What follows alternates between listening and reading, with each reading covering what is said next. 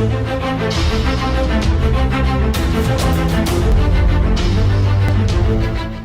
ladies and gentlemen, we are so excited to have James Burt in our Global Women community because, as I said, I have been really waiting for long to find a free day in his diary because he's really busy. He's a multiple iTunes top 50 podcasters, by the way, a certified performance coach, and having launched 100 plus podcasts for clients, not only for himself. This is what I like. When I hear people make their success first, and then they help other people achieve the same. That's why today he's one of the top, I would say the top influencers in the clubhouse, because he doesn't have only a good voice for radio, but he has absolutely a galactic knowledge. And you are going to tap into that knowledge today. You have a great community of empowered women entrepreneurs from all over the world. And we are all ready to start learning about branding. But before we give you the stage, I would like to ask you a few questions. We're talking behind the scenes that you are a father of two, and you are all the time engaging in the clubhouse, in all social media platforms, creating products, creating positive impact, being so active. Where do you find the time? Where do you find the energy? And how can we learn to do the same? Because I face the same question all the time, over and over again, from women say, hey, I'm so busy. I have kids, I have work, I have this, I have that. How do we channel that energy to build like an amazing brand and build what you have created for yourself? I think it starts with the fact that I love what I do, and not to be like get all Google quote on everybody here, but when you love what you do, it doesn't feel like work. So I get up every day with the excitement to do what I do. Now, don't get me wrong. You know, I've got two small children who wake up anything between like 4:30 and 5 o'clock in the morning. So I don't get up and I'm like, oh, let's skip into the day. Because, you know, no one likes waking up at 4:30 in the morning with a screaming baby. But I absolutely love what I do. But I guess with the marketing side of things, and I'm glad that you sort of picked up on that, because I do work hard at being omnipresent. But I see every single thing as content. And that's one of the things that we'll talk about today. And I repurpose stuff everywhere. So what I write in an article becomes a mailer. What becomes a mailer, I've got a show on a station called Podcast Radio. So I do a little summary of it for Podcast Radio. I'll then turn it into a podcast. I'll then turn that into posts or quote graphics or videograms. I'll use it for live feeds. So actually, when people are like, oh my God, how did you come up with so much content? It's just like one thing that happens, which I can ultimately repurpose across, 5 to 15 different platforms. We talked offline that, I'm selling a house at the moment, and the sales just fallen through today. Now, rather than me getting annoyed, which I did, by the way, rather than just throwing my toys out the pram, which I did with the agent. Well, you're telling us that you are a normal human being. That's a good side. So there's actually content in that though, because how I reacted, I really annoyed with myself because I was quite rude to the agent because of how he picked up the phone to me. I was like, actually, there's a lesson in that. So I can either go, oh, someone's not buying my house. I can go, do you know what? I thought this was going to happen. But rather than proactively get in front of the issue that I could perceive was going to happen, I didn't. And then I turn around and the agent phones me up, and then I lose my rag. I'm rude. Then I'm annoyed at myself for being rude. So there's a whole lesson in that. So I've turned that. So how does that impact your branding? Well, that's it. The whole thing, I think it depends on the brand that you want to define, because, I'm real and honest and transparent. I'm funny and moody and I just keep it really, really congruent. And authentic. What you see and authentic. What you see is what you get. And I say what I mean, and I mean what I say. So I'm more than happy to say I'm not perfect. I'm more than happy to say, hey, I've got this stuff right today and I've got this stuff wrong.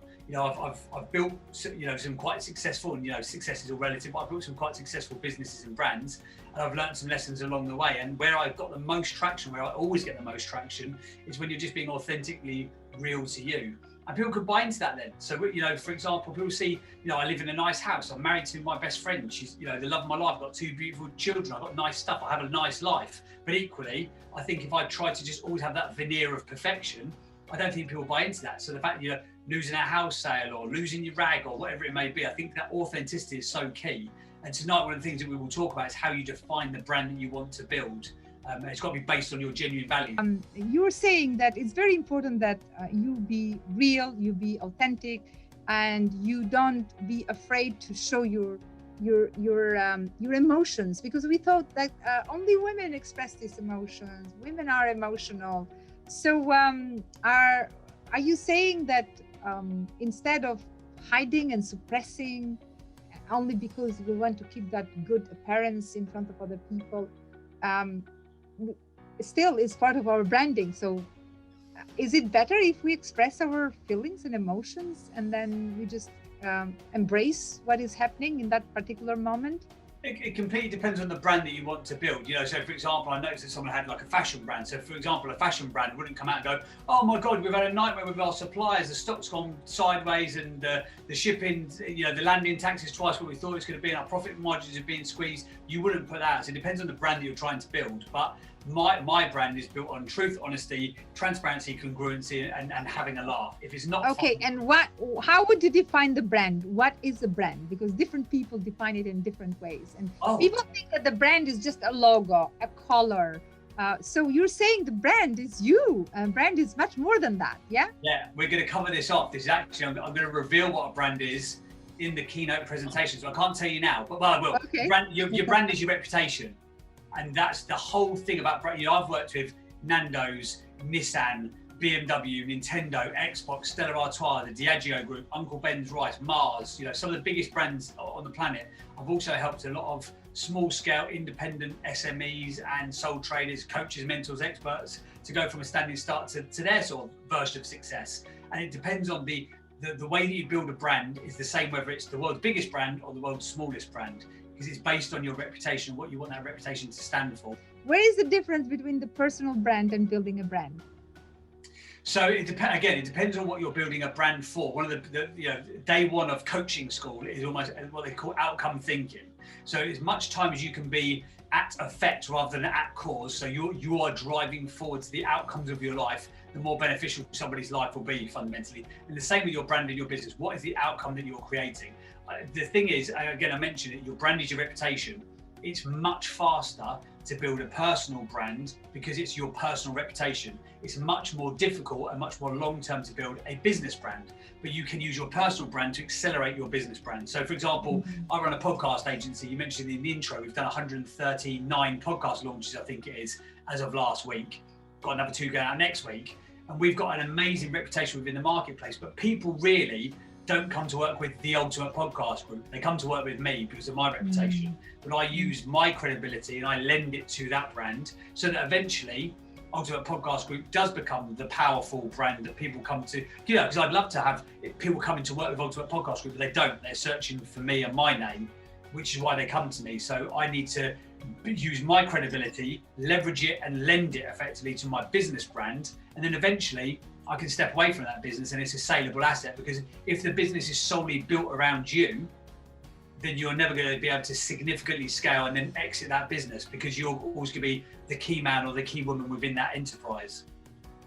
Wow, yeah, that's so important, because sometimes we know they help each other. Your persona is helping the brand, and the brand then starts helping you to grow more. So one more question, and then we'll go to the presentation.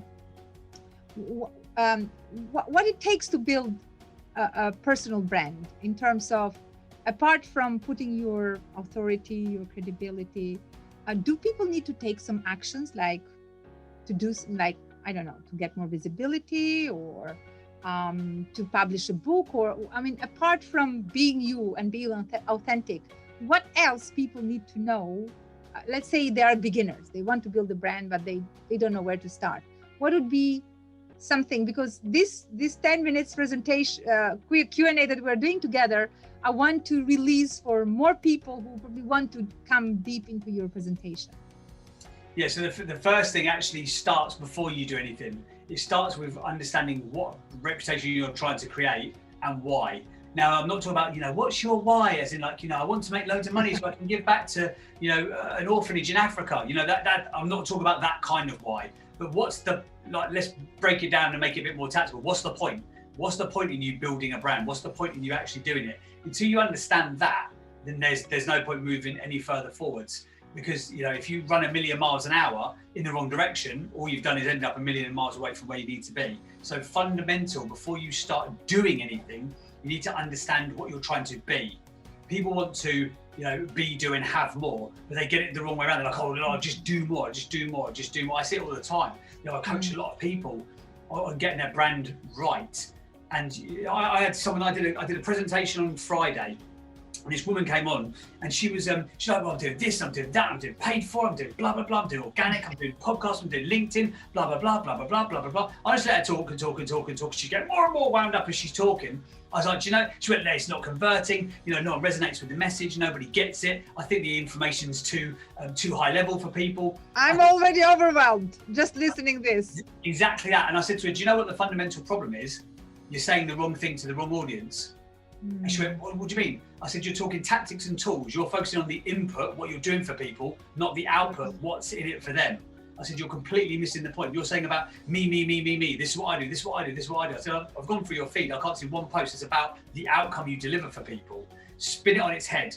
What do you do? I don't care about the input. I don't care, if you're a coach or she was a mindset strategist or however she framed it. I was like, I don't care whether you use yoga, breath work, transcendental meditation, past life regression, or a wet fish slapping me around the face to get me to where I want to go. I care about where I'm going. So tell me that, talk to me about that.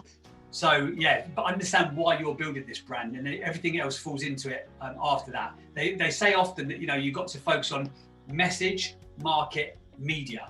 And it's in that order: message, market, media. What are you trying to say? Who are you trying to say it to? How are you going to say it to them? So many people get it the wrong way around, and they're like, oh, I'll do Facebook, I'll do Twitter, I'll do Instagram. I'm going to do a TikTok video. Oh, hilarious dancing. I'm like, what are you doing it for? And they don't know that because they don't know the market, and they definitely don't know what their message is. So that's lesson number one. Wow, this is like powerful. Absolutely. If you get these 3 MMM, that's it. So just before we go, you really triggered me to ask you something else now, because the thing that I face most of the time with women, they stay a lot in the zone of thinking. They are thinking about it. They really take so much time to move to the zone of doing. So you just mentioned that this lady was doing. That's great. But what happens if people are really stuck and they never start doing something? Well, I always break it down to people, and I keep it really simple. I always say them to this: listen, if you do what you've always done, you will get what you've always got. If you do what you've always done, you will get what you've always got. And thinking, plotting, planning is fantastic, but it's like a rocking chair. It gives you something to do, but it doesn't get you anywhere. So put it in that way, and that's sometimes a nice way to put it. And also thinking, planning, plotting is just glorified procrastination, because it's nice to live in that place, isn't it? Because until you pull the trigger, you actually do this stuff, you're never stepping out of that zone of comfort. I might be the best branding expert on the planet. I'm not saying that I am. I'm also not saying that I'm not. But I might be the best person on the planet. But until I step out of my zone of comfort, until I stand in front of 30 of you guys tonight and test the waters, I don't really know. I've got a great hypothesis. I've got 15 years worth of acumen that I've learned. I've read 1,000,001 books on marketing, branding, PR, blah, blah, blah. But until I step out and do something, then nothing's going to change. And normally by telling people that, it kind of makes them go, oh, okay. Wow, yes, absolutely. If you want something that you never had before, you have to do something that you never have done before. That is the message that James is sharing.